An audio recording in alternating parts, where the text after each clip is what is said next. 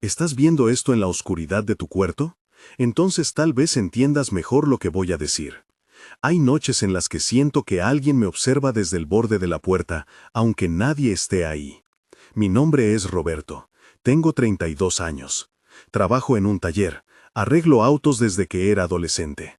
Mi vida, hasta antes de todo esto, era tan normal que ahora me cuesta creer que la arruinara un viaje a un pueblo que, en mapas y folletos, aparece como un destino de laguna y sombra, Catemaco.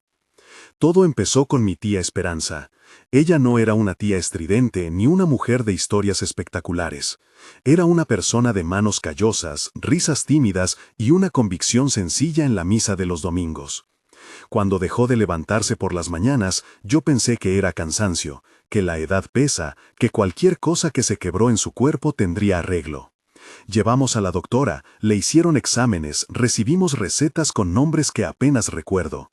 Los análisis no decían nada concluyente. Los meses pasaron y la luz en su mirada se fue apagando sin que nadie supiera por qué. Mi madre fue la que dijo la frase que marcó todo. Si la medicina no ayuda, quizá hay que probar otras cosas. Tenía miedo, y cuando la gente tiene miedo a veces busca soluciones que el miedo le presenta como salvadoras. A mí me dolió la idea, pero no podía ver a mi tía desvanecerse día tras día y quedarme con las manos cruzadas. Así que fuimos a Catemaco. Catemaco no es un lugar mojigato ni un espectáculo. Es un pueblo donde conviven creencias antiguas y la vida cotidiana. Donde hay puestos con hierbas, con velas de colores, con frascos de vidrio que guardan líquidos que huelen a alcohol y a incienso. Las calles están hechas de piedras que guardan calor por la tarde y frío por la noche. El aire tiene una mezcla de humedad de laguna y copal que arde en pequeños altares callejeros. Es un lugar que, a pesar de su belleza, trae una sensación de límite. Aquí lo natural y lo que no lo es se rozan con la misma mano. Cuando preguntamos, la gente habló de una mujer. No un nombre largo, no una biografía pública. La nombraron con respeto y con una distancia que parecía más miedo que respeto. La conocen simplemente como la bruja de Catemaco, me dijo un hombre detrás de un puesto de flores. Esa frase se quedó colgando en mi cabeza como una campana que anuncia una tormenta. Yo nunca imaginé que esa mujer iba a asumir el papel que la vida me puso en aquel momento. La casa de la bruja no era un palacio de madera oscura ni una cabaña teatral.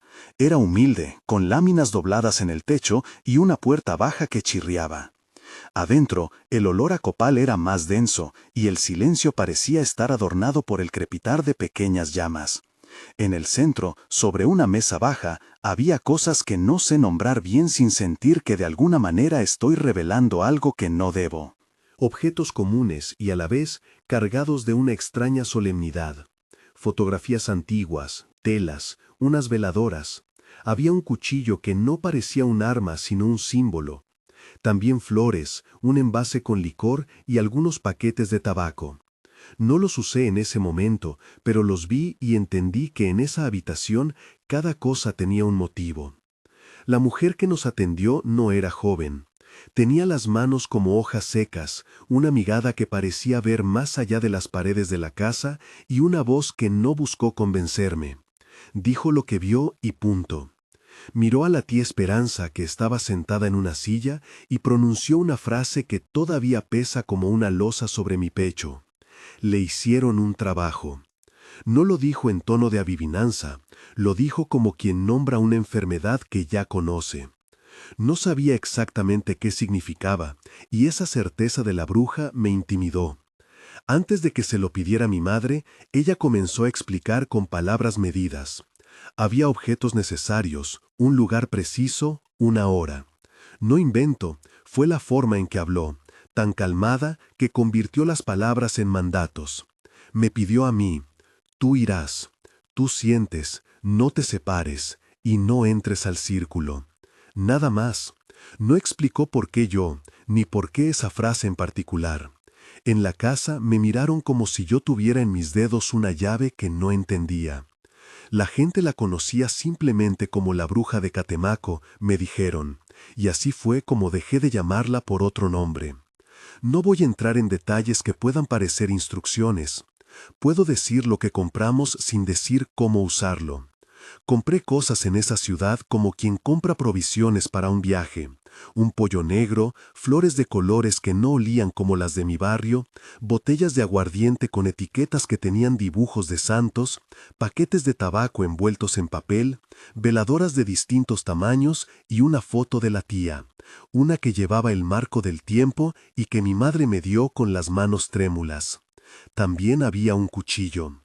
Al decir todo esto no intento enseñar ni ritualizar, solo relato lo que me encargaron y lo que luego me ataría a la noche. La compra fue absurda si lo pienso desde la distancia. Un hombre de 32 años, con las manos llenas de grasa de motor, sosteniendo flores que nunca antes había elegido, sintiendo la mirada de la gente que sabía que esas cosas eran más que meras mercancías. Volvimos a la casa de la bruja y en la sala ella marcó con su voz la hora en la que debíamos actuar. A medianoche, a las 11:58.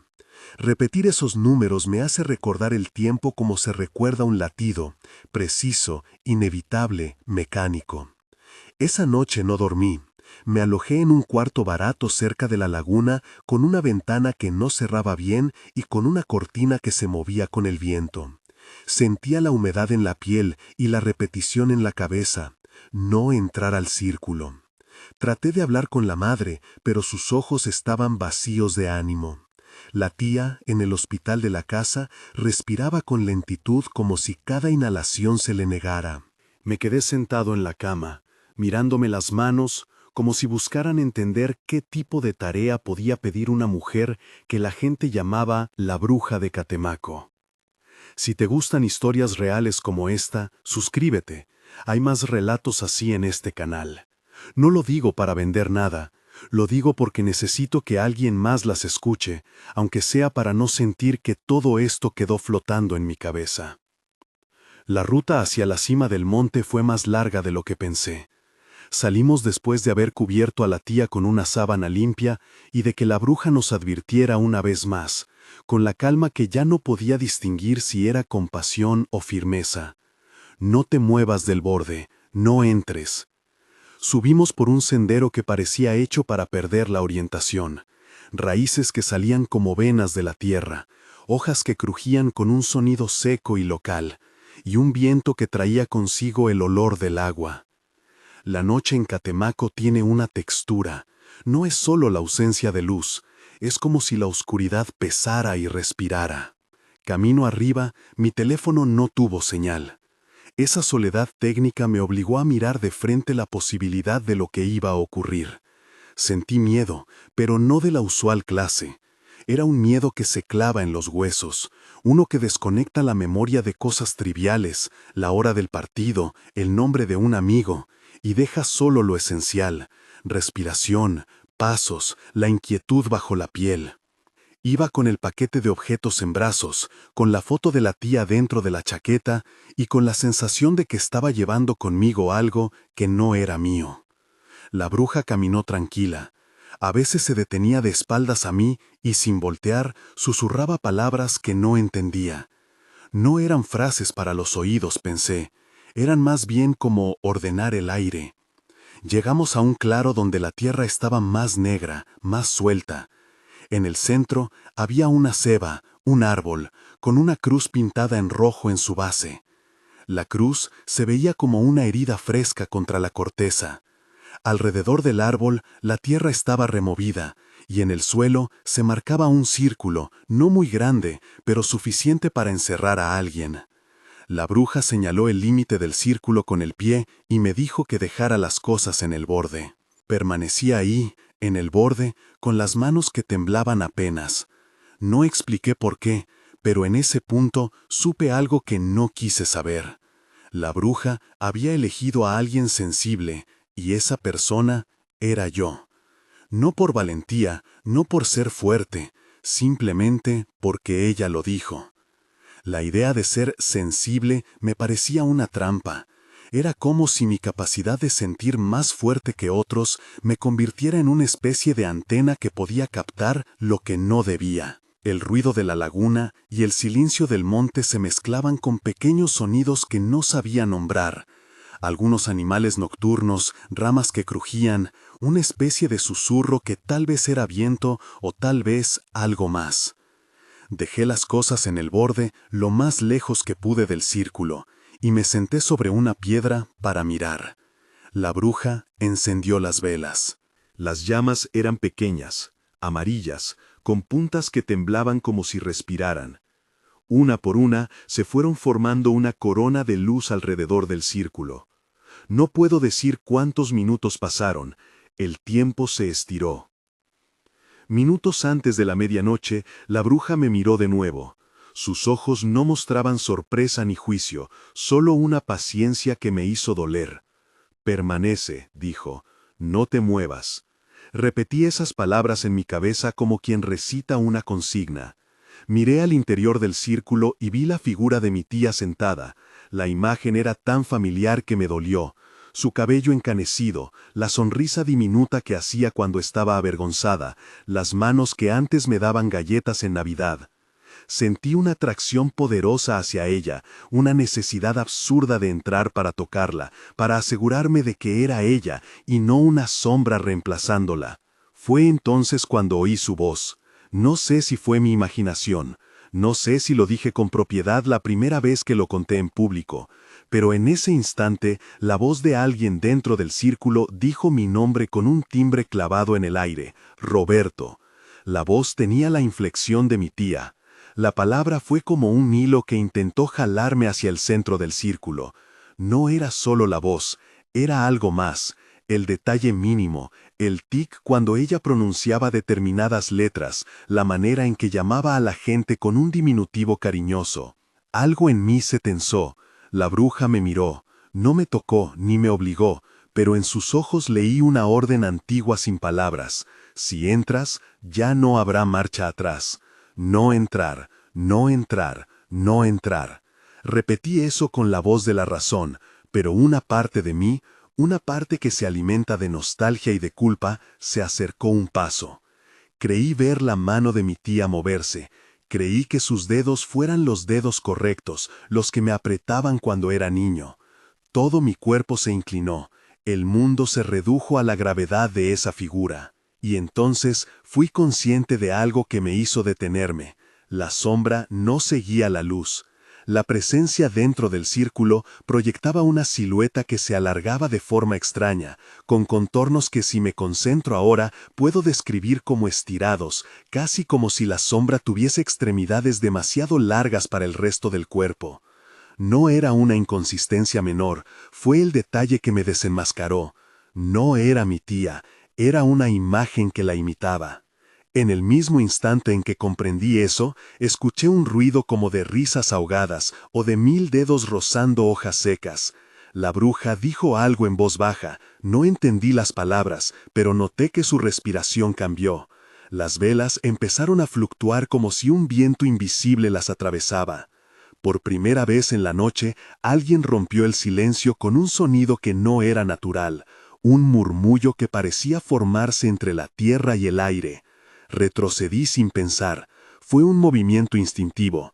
Creí ver en los ojos de la figura un destello de acusación, como si esa cosa supiera que yo había obedecido. Y entonces pronunció palabras que todavía retumban en mis oídos, con un tono que no puedo explicar. Acusó mi obstinación, mi cobardía, mi haber dejado a quien imitaba cruzar esa frontera. La voz no fue dura, fue una acusación mortal lanzada con la calma de alguien que sabe que ya tiene la red tendida. Las velas se apagaron, no todas al mismo tiempo, una por una, como si el acto de negarme hubiera producido una contrapartida. La oscuridad se cerró de golpe y en cuestión de segundos me vi obligado a moverme. No hubo un grito colectivo ni un empujón. Hubo un pánico primario, una sensación de que algo había cambiado en el aire y que permanecer significaba desintegrarse. Corrí. La carrera fue una sucesión de sensaciones, raíces que se enredaban en los pies, ramas que golpeaban la cara, tierra que se aflojaba bajo mis botas. Sentí que algo me rozaba por detrás, como si una sombra estuviera más cerca de lo que debía, como si algo que no tiene forma pudiera medir pasos y acortar distancias sin hacer ruido. Una mano, si puedo llamarla así, pasó muy cerca de mi hombro. No sentí carne, sentí un frío que entumeció todo mi brazo y me dejó con la impresión de una segunda piel que nadie quería tener. Bajé por el sendero a ciegas, no miré atrás.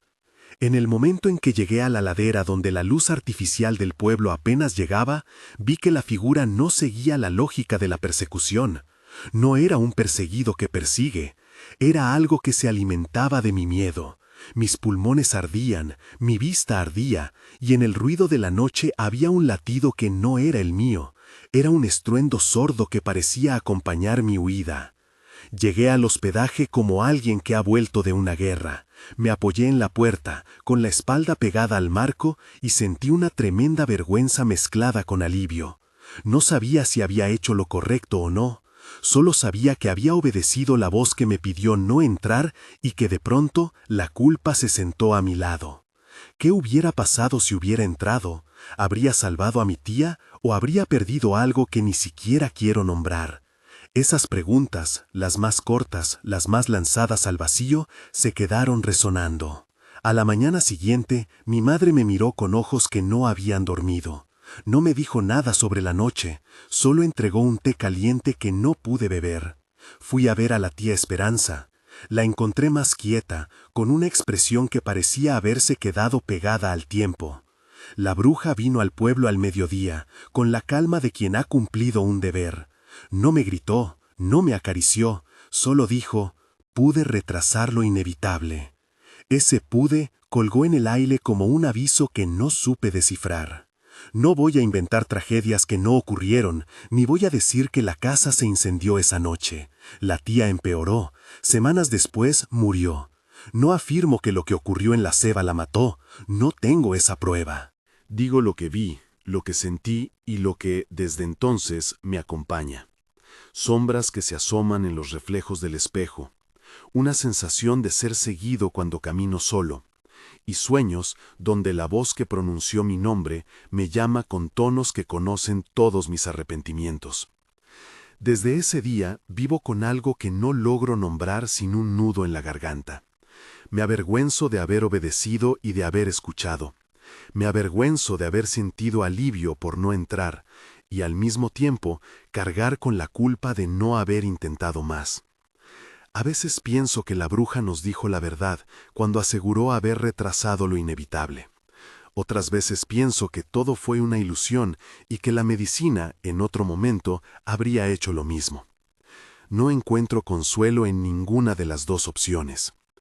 Por las noches veo la ceba marcada. A veces, cuando cierro los ojos para dormir, no hay sueño.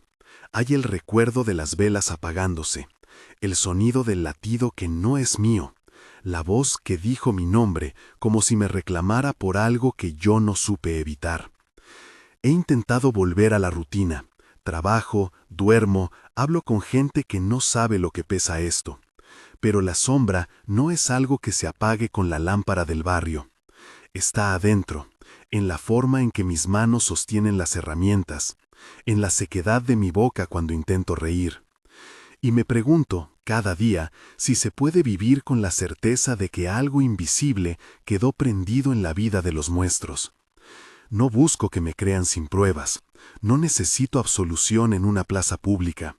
Comparto esto porque alguien me dijo una vez que hablar ayuda, que nombrar las cosas las hace menos pesadas. No estoy seguro de eso. Pero si tu corazón late más rápido al escuchar una historia como esta, si en tu sangre hay una curiosidad que tiembla ante lo inexplicado, quizá entiendas la continuidad de lo que aún no cerró para mí. No terminé de contar todo. Hay noches aún en las que el recuerdo de esa figura dentro del círculo vuelve y cambia de forma. Hay cosas que no dije en voz alta por orgullo, por miedo o por la simple imposibilidad de nombrarlas sin romperme. Hay cosas que me persiguen en sueños y otras que me persiguen despierto. Siento que algo se quedó en la ceba y que ese algo se mueve como quien no puede decidir su propio lugar. La historia no termina en la huida. La huida fue apenas una noche y luego vino el silencio largo, las visitas, la incertidumbre. Pero lo que sucedió en el monte, En el borde del círculo, con las velas apagándose una tras otra, cambió el pulso de mi vida. Me hizo ver que hay límites que no sabemos cruzar sin pagar un precio. Me dejó con la sensación de que aprendí demasiado tarde a reconocer la trampa de lo que imita lo querido. Yo no sé si la bruja sanó o hizo algo intencionalmente más profundo. La conozco por lo que hizo esa noche y por lo que dijo después con esa calma que no perdona. La conozco por la frase que pronunció en la sala. Le hicieron un trabajo. La conozco porque me eligió para ir al monte. La conozco porque, en la penumbra, la figura dentro del círculo intentó convencerme de cruzar. Aún siento, de manera casi tangible, la textura de la humedad en ese sendero. Aún pienso en la cruz roja pintada en la ceba, como si esa marca fuera un punto de observación, un recordatorio de que hay lugares donde las cosas se resisten a ser explicadas. Y cuando digo resistencia, no me refiero a una defensa benigna, me refiero a algo que observa, que juzga, que acusa. Quiero que sepas que esta no es una historia de héroes, no hay un vencedor claro. Yo no salí triunfante ni lleno de certezas, salí con una cicatriz que no se ve, con una acusación que a veces siento como un peso físico. Me pregunto si hice lo correcto al retroceder. Me hago la misma pregunta muchas noches. Y cada vez que me atrevo a recordar, el recuerdo trae consigo una nueva duda, una variación que me obliga a reevaluar mi acto. En todo esto hay una verdad incómoda. La gente que viene a Catemaco no siempre regresa con respuestas. A veces regresa con relatos que suenan a fe y a superstición. A veces regresa con la sensación de haber rozado algo que no se deja nombrar. Yo regresé con la sensación de haber visto un doble, con la certeza de que mi propia mirada había sido utilizada para sospechar de lo amado, y con la culpa de haber obedecido una orden que me parecía justa en el instante, pero devastadora después. Hace pocas noches soñé con la tía. En el sueño, ella me miraba sin reconocerme del todo, como si su alma estuviera en un cuarto y su cuerpo en otro. Me dijo algo que no recuerdo con claridad y que, sin embargo, dejó en mí una punzada que me despertó en mitad de la noche con la garganta seca. A veces creo que los sueños son intermediarios. Otros días sospecho que son trampas. No encuentro qué pensar. No puedo terminar esta parte sin decir que, aunque lo experimentado me persigue, hay una cosa que todavía me avergüenza más que la persecución: la manera en que la gente del pueblo, con su silencio y sus miradas, me hizo sentir culpable por no haber actuado de otra forma. No es su culpa, es la mía, y esa culpabilidad se enreda con el misterio y lo hace más pesado. Ahora mismo siento la necesidad de respirar hondo, de bajar la intensidad de lo que relataré después. Hay momentos en los que la narración, al igual que una vela, necesita ser protegida para no consumirse. Me detendré aquí por un instante, no para dejarte sin respuesta, sino para intentar recuperar la voz agrietada que me queda. Hay cosas que todavía debo contar, lo que pasó en las semanas siguientes, cómo la bruja apareció otra vez, las visiones que empezaron a perseguirme en la ciudad y la sensación constante de que en algún lugar alguien sigue mirando. Pero antes de seguir, quiero que te quedes con esto. No todo lo que late en la noche pretende hacernos daño. A veces, lo que imita lo querido lo hace para engañar, para probarnos, para acusarnos. Y en mi caso, esa noche en la ceba dejó algo que no pude borrar. Mi vida anterior se rompió, y desde entonces camino con esa fractura abierta. La historia continúa desde aquí, pero necesito un silencio para reunir las palabras que la completan. Hay nombres que todavía no he hablado en voz alta, hechos que no quiero admitir por miedo a lo que implican, y decisiones que me marcaron para siempre. Cuando vuelva a hablar, contaré lo que vino después de la muerte de la tía, cómo la bruja nos dijo que había atrás cosas que no comprendíamos, y por qué todavía siento que algo de esa noche no se quedó en el monte. La tía murió unas semanas después. Fue un entierro breve, con gente que vino de lejos, y otras que no vino por miedo o por costumbre. El pueblo se vistió de sobriedad. Mi madre caminó como una sombra, y yo me sostuve como pude, pensando que si pronunciaba su nombre en voz alta, volvería a escuchar la acusación que esa noche la figura dentro del círculo soltó como un cuchillo. Lo curioso, o lo terrible, fue que después del funeral, cuando la casa quedó más vacía, las cosas que yo esperaba que se llevaran el peso del duelo parecían empeorar la carga. Las fotografías guardaban silencio. Las sábanas de la cama olían a recuerdo. Y yo seguía sintiendo la misma presencia, como si la ausencia física de la tía hubiese dejado un hueco que otra cosa, más insidiosa, quiso ocupar. Al principio intenté explicarlo con todo lo que parecía razonable, que era culpa, que era sueño, que la mente juega trucos cuando no se ha cerrado un ciclo. Fui a trabajar, toqué motores, cambié bujías. Las manos seguían haciendo lo que sabían, pero había una aspereza nueva en cada gesto, una lentitud que venía del interior. En la marea de la vida cotidiana, los pensamientos intrusivos venían y se iban, la voz que dijo mi nombre, la silueta con miembros demasiado largos, el escalofrío en la piel cuando pasaba por frente a un espejo. Había momentos en que creía saturarme de explicación racional y sentir alivio temporal. Segundos después, la sensación volvía, más nítida, como si la noche y el monte hubieran dejado una huella que no respeta la lógica diurna. No estoy orgulloso de lo que vino después. Me alejé de amigos, evité reuniones familiares que implicaran hablar de la tía. En la cámara del taller, a solas con un foco, veía sombras que se quedaban un instante más allá de lo natural. Pensé en contarlo, pero no sabía cómo. Decir que había escuchado una voz que decía Roberto en el borde de un círculo en la ceba sonaba, incluso para mí, a locura o algo que la gente en la mesa solo corregiría con un silencio incómodo. Y la culpa no me dejó. Sentía que había fallado a una prueba que quizá no era humana, y que, al negarme a cruzar, había sido cómplice de un destino que no pude evitar. La bruja volvió a aparecer. No es que la haya buscado, aunque después pensé en hacerlo. Fue ella quien vino al pueblo otra vez, como si los caminos entre Catemaco y nuestra vida cotidiana tuvieran hilos que yo no veía. La vi acercarse una tarde, con la misma calma que la había acompañado la primera noche. No tocó la puerta, se quedó en el umbral, como si la casa misma reconociera su presencia. Mi madre la miró con algo entre agradecimiento y desamparo. La bruja entró, se sentó y dijo lo que ya ha quedado en mi memoria. Pude retrasar lo inevitable. Esa frase se volvió un enigma en mi cabeza. Pregunté, con un hilo de voz que no parecía mío, si había otra cosa que podría haber hecho. Ella me miró sin juicio y me dio una respuesta que no aclaró nada, pero que pesó más que cualquier explicación. No todo lo que camina entre los vivos busca destruir. Algunas cosas llegan por otros caminos. No explicó más, no ofreció consuelo, no pronunció el nombre de la tía con ternura.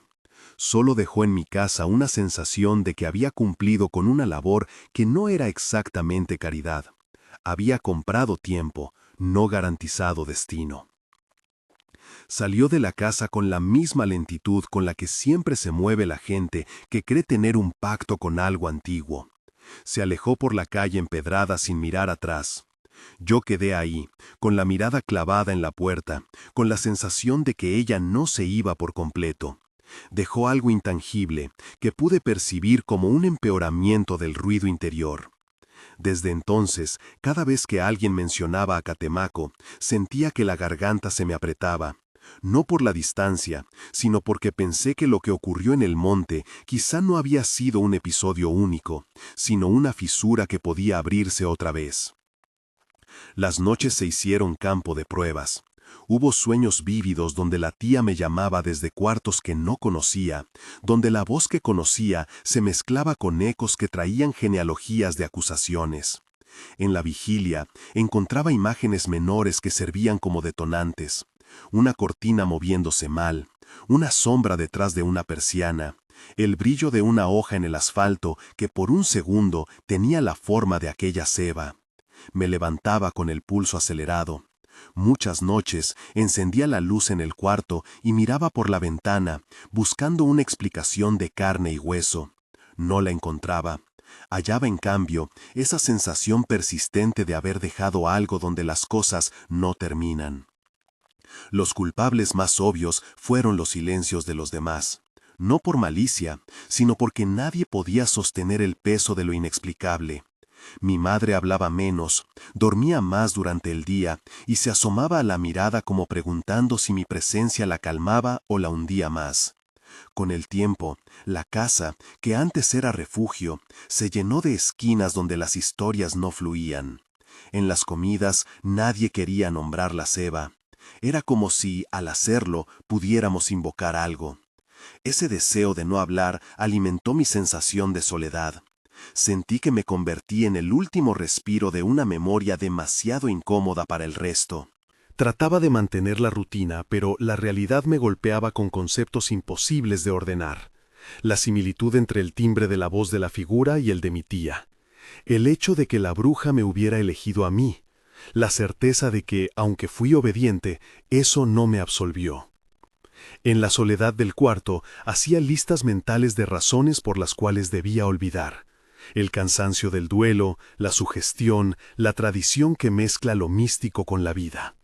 No bastó.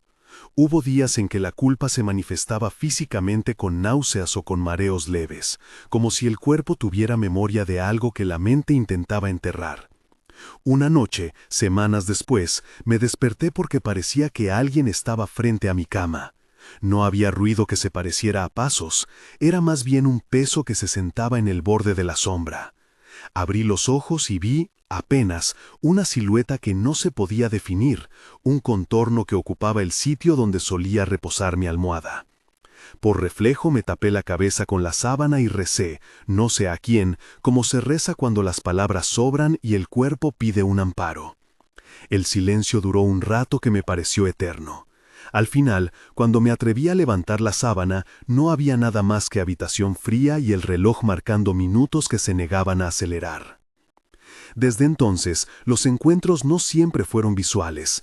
A veces eran sonidos inidentificables, un susurro que parecía surgir detrás del televisor, un roce como dos telas frotándose en un armario vacío, un latido que no era mío pero que marcaba el compás de mis pasos. Me acostumbré a interpretar la ciudad como un terreno que podía ofrecer espejismos de la ceba. Un poste con grafiti que, por un instante, proyectaba una sombra con forma humana.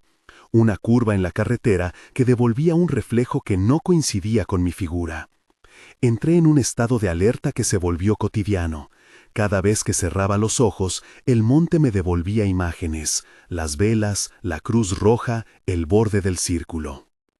Hice un intento de volver. No fui a Catemaco, fui más cerca. Caminé por una loma que me recordaba al monte, me senté bajo un árbol y traté de simular el borde del círculo en mi mente. Dejé objetos al alcance de la vista, me senté y esperé. No ocurrió nada tangible.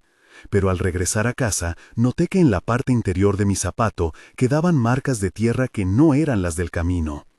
Creí que era una alucinación. Vi a mi nervio aflojarse cuando un sonido igual al que escuché en la ceba cruzó la cochera. No sabía si había sido mi imaginación o un rastro que se había adherido a mi vida sin permiso. La enfermedad de la tía no tuvo vuelta atrás. La medicina había fracasado, eso lo sabíamos todos. La bruja había dicho que había retrasado. El verbo quedó suspendido. Para mi madre, el consuelo era mínimo. Para mí, el consuelo se mezclaba con remordimiento. Me pregunté si podía haber aguantado mirar dentro del círculo, si al hacerlo habría salvado algo. Pero no puedo afirmar que eso me habría salvado a mí del tormento que vive ahora en mis noches. Esos what ifs, ese condicional moral, se volvieron menos caminos y más cadenas que arrastraba. A veces, la gente me preguntaba si la bruja nos había cobrado algo a cambio. No sé qué hubiera significado un cobro. La bruja no habló de precio, habló de límites. Su voz sigue resonando en mí con la misma neutralidad que antes. Cuando le pregunté, cuando en mi desesperación le pedí una explicación más clara, simplemente negó con la cabeza y dijo que no todo se puede explicar en términos de ganancia o pérdida. Me miró con una compasión que no quería que me confortara. En su mirada había una anotación antigua, como si ya hubiera visto a muchos con mi nombre árido en la garganta. La gente del pueblo, esa que antes nos había señalado la casa y me había dicho, la conocen como la bruja de Catemaco, continuó con su vida. Para ellos, fuimos acaso un caso más, un suceso que se suma a historias que corren de boca en boca alrededor del fuego. Para mí, el suceso se transformó en un territorio personal, donde cada esquina llevaba una advertencia. Empecé a notar que mi entorno cotidiano se saturaba de premoniciones pequeñas, las luces que se borroneaban en un semáforo, una ráfaga de viento que abría la puerta del taller, el ruido de una llave que no debía sonar. Todo lo volví sospechoso. Hubo un momento en que pensé en marcharme lejos, comprar un pasaje y comenzar de nuevo. Pero la idea de huir me parecía ya un acto inútil. La presencia no dependía de la geografía exacta, sino de algo adherido a mi forma de mirar. Llevaría conmigo la certeza de que, en una loma oscura, alguien había intentado suplantar a lo querido. La huida solo pospondría la necesidad de responder a esa sensación. ¿Responder cómo? No lo sabía. No quería, además, transformar el dolor en espectáculo para otros. El tiempo, sin embargo, no es inmóvil.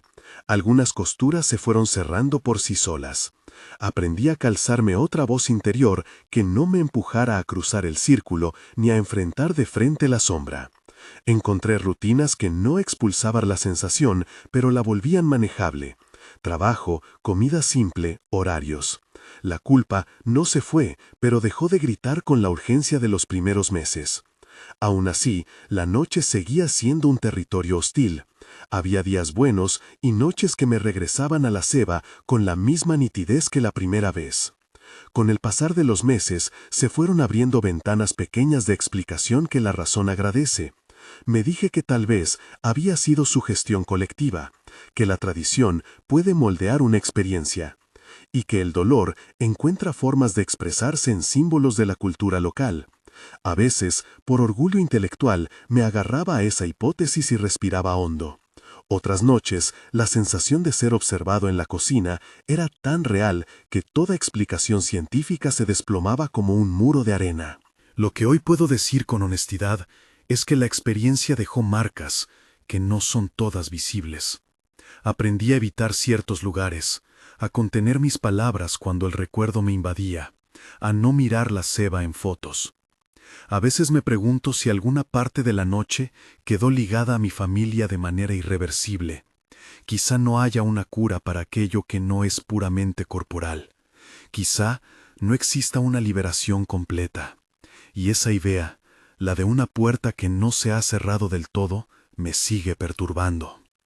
He intentado hablar con personas que creen en lo que viví y con otras que lo niegan con vehemencia.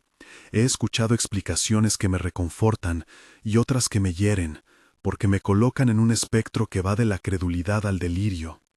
En medio de esas conversaciones siempre me golpea la imagen de la figura que imitó a mi tía.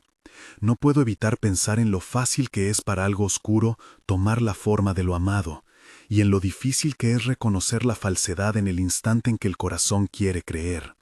A veces me sorprendo pensando en la bruja de Catemaco desde otra perspectiva, como alguien que, con una mezcla de conocimiento y dureza, hizo lo que creyó correcto. Puede que haya sido una intercesora que me protegió de algo peor. Puede que su intervención haya sido el simple acto de alguien que negocia con fuerzas que no comprendemos. No lo sé, no lo sabré. La ambigüedad es parte de la herida. Hoy, cuando salgo por la tarde, intento no mirar al monte, pero si lo hago, mi pulso se acelera. Si paso frente a un árbol con marcas extrañas, me sorprendo a mí mismo dando un paso de más para alejarme.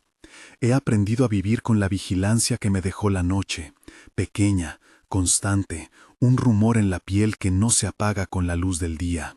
Y en ese aprendizaje hay una tristeza profunda. La vida continúa, pero yo llevo conmigo la certeza de que hay cosas que no vuelven a ser lo mismo después de que uno las ve. No escribo esto buscando compasión, ni quiero que sea una llamada al miedo. Lo cuento porque en algún rincón Creo que hay alguien que necesita escuchar que no está solo. Si viviste algo parecido o conoces historias de Catemaco que resuenen con la mía, me gustaría que lo compartieras en los comentarios. No para comprobarme, sino para que nuestras voces se encuentren y se sostengan ante lo que queda sin explicación. De vez en cuando, aún sueño con la ceiba. En esos sueños, el árbol no pide nada, solo observa. A veces me llamo desde un borde diferente. A veces consigo no mirar. A veces me despierto y la casa huele a copal por un instante, aunque nadie lo haya encendido. Y cuando eso ocurre, la certeza de que algo violeta y expectante sigue ahí me atraviesa el pecho con la misma punzada que sentí la noche en que corrí sin mirar atrás. Si hay una lección que me dejó todo esto, es que hay límites que exigimos no cruzar, no por cobardía, ni por fe, sino porque hay rostros que suplantan a los que se ama para ponernos a prueba. Y esas pruebas, a veces, solo traen secuelas. No hay redención clara ni explicación completa. Quedan preguntas sin respuestas y, en mi caso, una culpa que no se disuelve. Aprendo a convivir con ella. Aprendo a no mirarla a los ojos. Cuando me siento realmente solo, pienso en la bruja de Catemaco y en la calma con la que pronunció aquello que cambió nuestras vidas. A veces me pregunto si alguna vez la veré de nuevo, no con la intención de pedir, sino para entender. Pero también temo que cualquier encuentro traiga consigo más certezas dañinas. Por eso, prefiero mantener la distancia y la memoria como lo que son, ecos que se acercan a veces, que se alejan otras, y que necesitan ser nombrados para perder un poco de su peso. No tengo un cierre para esta historia, no tengo una redención que ofrecer. Solo sé que hay noches en las que la oscuridad me recuerda que existen figuras que imitan lo querido, y que la única defensa, a veces, es el acto más simple y más doloroso, retroceder, y después cargar con el remordimiento. Si esta historia te llegó al alma o conoces testimonios similares, compártelos abajo. No busco validación, busco compañía en este tipo de cosas que, una vez vividas, no se borran. Comparte si crees que alguien más debería oírlo. Y si conoces historias de Catemaco que arrojen otra luz, cuéntalas aquí. Tal vez, en reunir voces, encontremos algo parecido a una respuesta. Pero ten cuidado con la noche. Algunas veces, mira de regreso.